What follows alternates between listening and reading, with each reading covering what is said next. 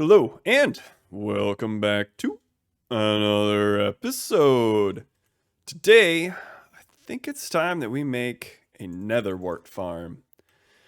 The design I have in mind is going to be a semi-automatic, which means that we'll be able to harvest it automatically, and then we'll have to run around and plant all of the Nether Wart ourselves. There isn't really a great way to fully automatic a Nether Wart Farm. You will have to end up using your player and sometimes using an auto clicker to place it all back if you want it fully automatic, but that's not really what I want. So I think the design I have in mind will work just fine. And I already have a spot picked out since it's kind of nether, themed. I think we should do it over by our nether meteorite. And while I was thinking about building this, I think it'd be kind of cool to sprinkle in some soul sand in here, as we have a whole lot of different nether blocks in our meteorite, but we don't have any nether or soul soil or soul sand in here at all. But as you can see up top, that's where I have my red wool that's going to mark out the outline for this build. And I think what I actually want to do, instead of, clearing out an area starting up here at the top, is I actually want to break in from our meteorite. So I think I'm going to dig out some blocks here, and we're going to make almost like an entrance over here into our Nether Wart Farm. I've got a lot of the area cleared out now that we will need for the farm itself. So why don't we take a look to see what we will need. I have a lot of the stuff in here already. So we'll need a lot of soul sand because you can only place nether wart on soul sand itself. We're going to use 8 dispensers, 8 buckets of water. So I'll need to go and fill that up. We're going to use some redstone. I don't know how many repeaters we'll need for sure, but I know this will probably be enough. I think I'm going to use a button instead of the lever, but a lever is also a good option as well. And we're going to use some nether bricks. We're going to have 2 hoppers, 2 chests. We obviously need the nether wart as well. And then I'm going to run my redstone dust on top of red wool, since it makes sense with the nether wart being red. And then on top of that, I'm going to probably run around and grab some more decoration blocks. But for the farm itself, this is what we need. So I'm going to go ahead and start throwing the soul sand in here in the little pits that I made on each layer. This is going to be 5 layers. So there's a layer here, there's a layer here, there's a layer here, 4th layer here, and the 5th layer is going to be here. In the back here is where we're going to have our dispensers and some of our redstone stuff. And then we're going to run a line along this wall here all the way to the front to set up our button for our on-off switch. Well, it'll be our harvest switch. So let me run around and put all the soil in, and I will probably put in nether bricks along the walls as well. We are going to need that to keep all of the nether wart from going all over the place when we harvest it. Soul sand is all in, and I went ahead and lined the walls with nether brick. And I think this is a good start, but I think I want to mix in some more brick variation types. And if you actually smelt down nether rack, you can get like a single nether brick, and you use 4 of them to turn it into nether bricks, like this block right here. But if you use 2 of them and a couple pieces of nether wart, you can actually make like a red brick that looks kind of cool. So I think I might try to mix that in, and then I might use the nether wart brick as well. And I think I want to do something with the ceiling too. I might start curve the room here. Yeah, there's a lot more decoration stuff I want to do, but we have our floor in here ready for some nether wart planting. So I'll just, I don't have enough to fully plant this entire farm, but I'm going to start planting some of it so that it gets growing. All right, so that's some of it planted. All right, redstone, dispensers, more nether wart. I'll grab the wool. I'm going to leave the button here. Actually, we'll take the button. Hoppers and bucket.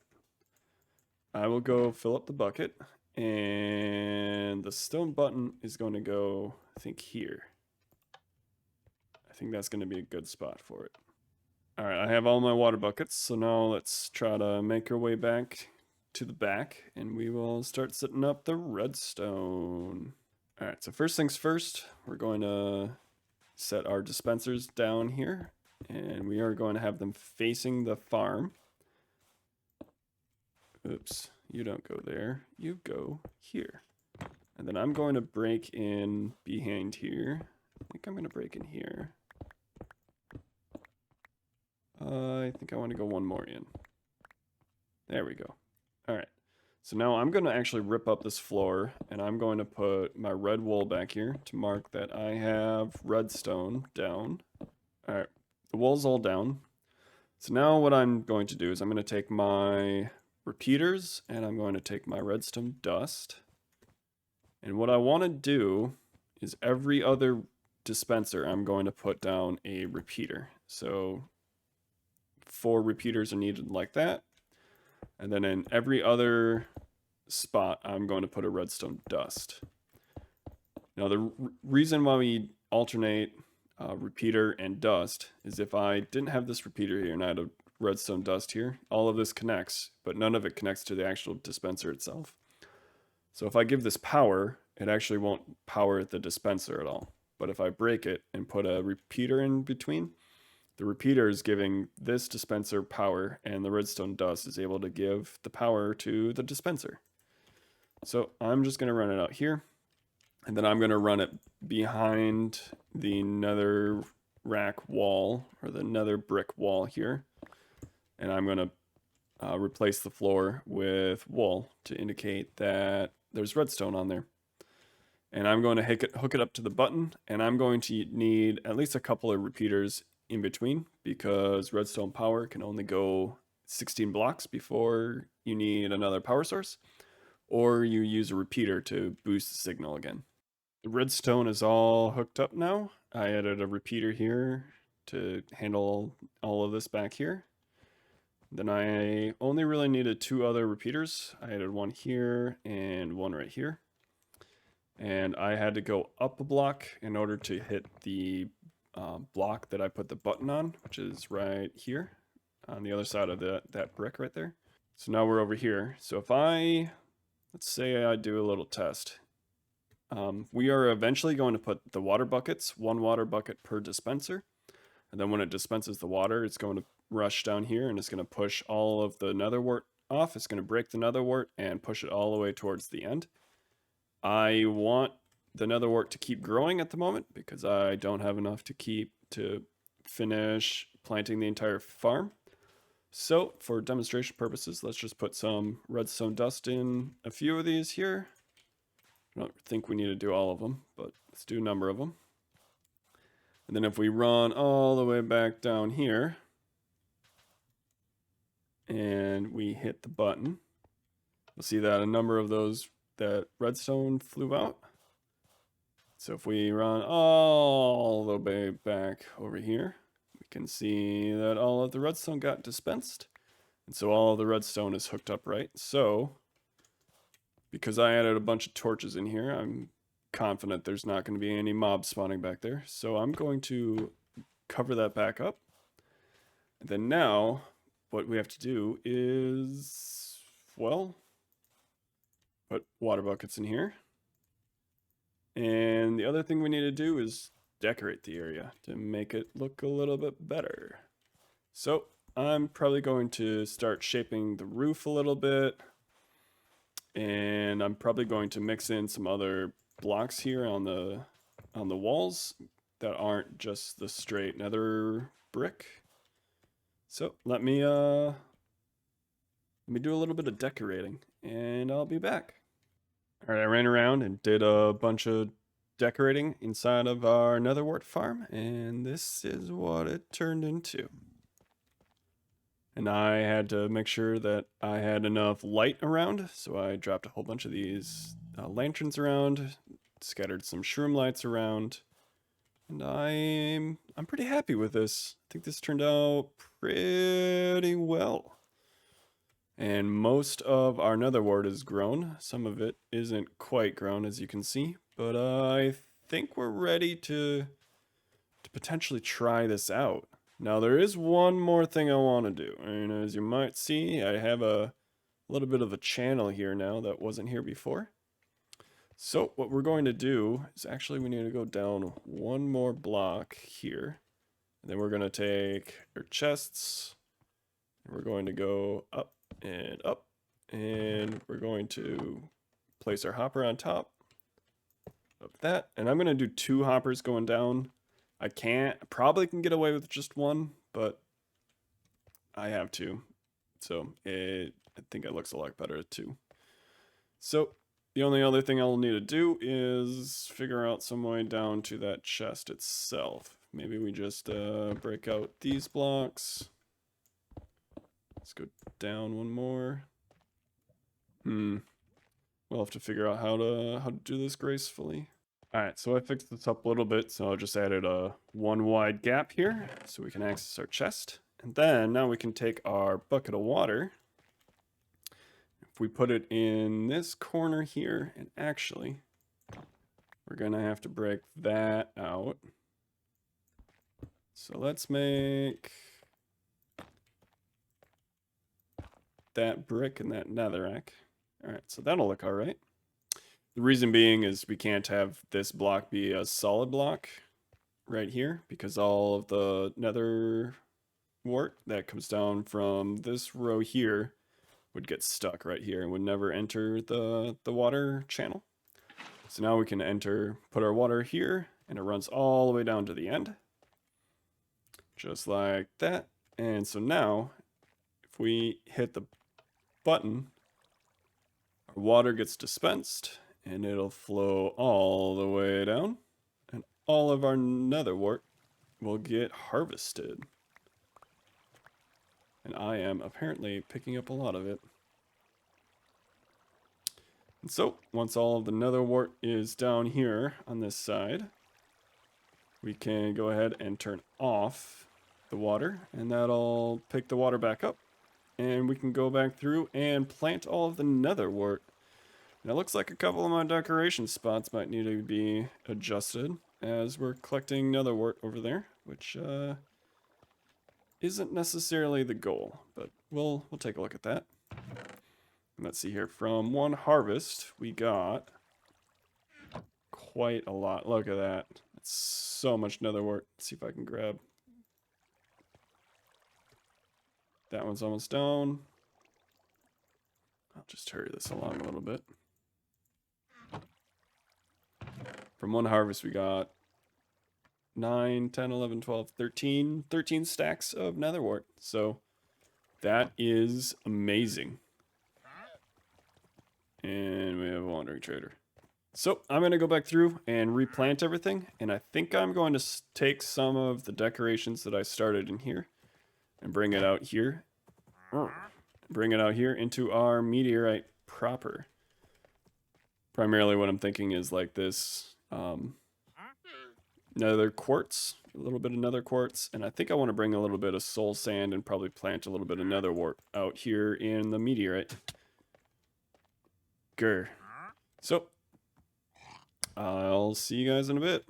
I've done a fair amount of work near the nether meteorite, and as you can see, I added a couple of trees. I decided to go with the kind of a warped the warped forest type feel, and I added in this custom tree. I think it turned out pretty well. I wanted something kind of bigger, and since our Nether Wart Farm is right underneath here, I figured this area wouldn't be all overly great for like another area or a whole lot of other things, so I decided to decorate it all up in Nether theme. And I added a couple more trees in and added some more shroom lights around to our back here. And I seem to have missed a singular torch here on our little backstop here. So, and I also added more overlays back in, so I'm able to run around and check light levels everywhere. And I've already found at least one more spot where I didn't have enough light over that way, right in front of, pretty close to the farmer's market, actually. So I'm going to come in here with another shroom light and fix this up. And then I think there's one more project, or a small decorating kind of project that I want to do. I think I want to add a couple of big pumpkin and melon patches over here, similar to these crop fields here. And I probably won't actually use them for their actual harvest, for actually harvesting the pumpkins manually. But it'll be kind of a nice little decoration area here for kind of tying this whole area together. And that'll allow me to remove a whole bunch of these torches in here too. And so this is what it looks like now that I've added the melon and the pumpkin farm. And I just basically need to wait for them to grow up and grow and fill this area. And it'll add a nice little splash of color. But I really like this. I think this will be pretty good.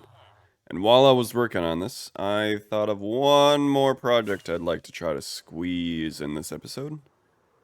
And it actually has to do with our honey farm.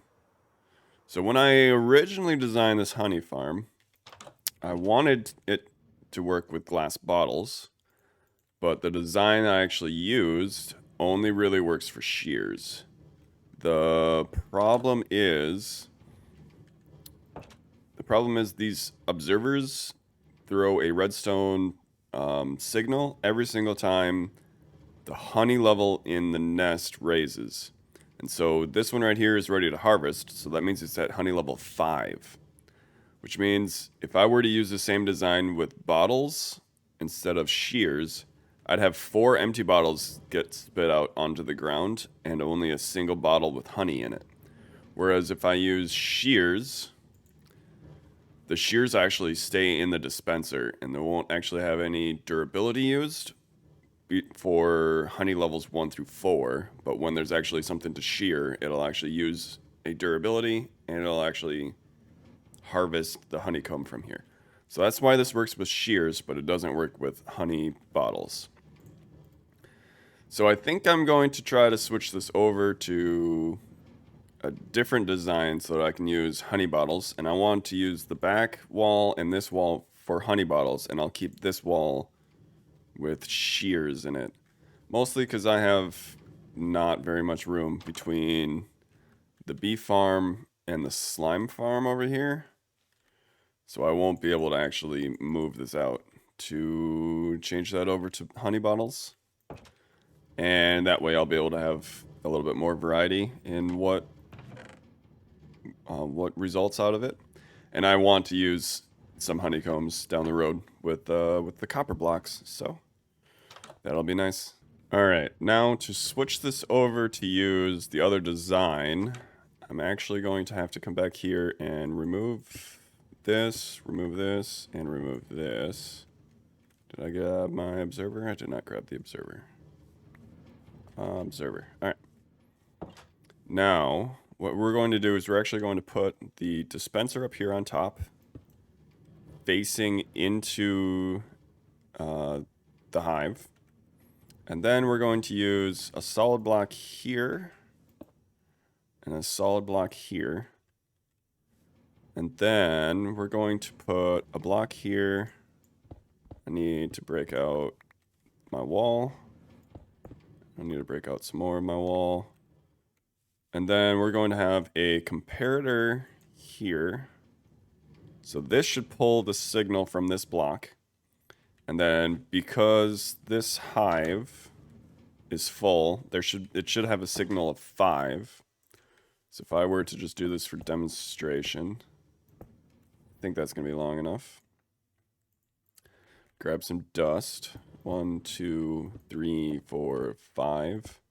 See how this one is not powered, but this one is. So it has a signal of 5 because that hive is ready to harvest, and it has a honey level of 5. So now what we need to do is we need to have this signal right here, so there's 5 blocks away, to be able to point back into the dispenser, and that is facing the wrong direction.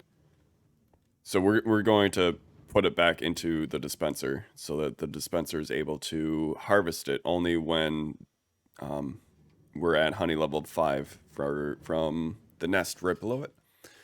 So in order to do that, I actually don't need this long line. I'm going to take,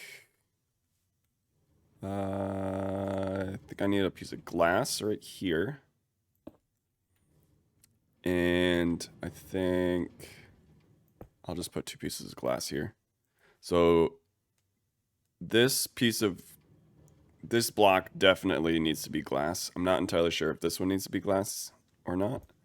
But the reason why this one needs to be glass is that will otherwise cut off the signal from the redstone. So now I need to get up there. Alright. So now I can run my redstone right here, and this has power. And you hear how the dispenser went off when I placed that last redstone in there. Cool. So I'm going to switch everything over to have this design here, and then I'll end up having to push the walls for the side and the back out a little bit. And the changes to the bee farm are completed. And I had to do kind of a strange little outcropping here on both sides that I added the comparator to handle the honey bottle instead of the honeycomb.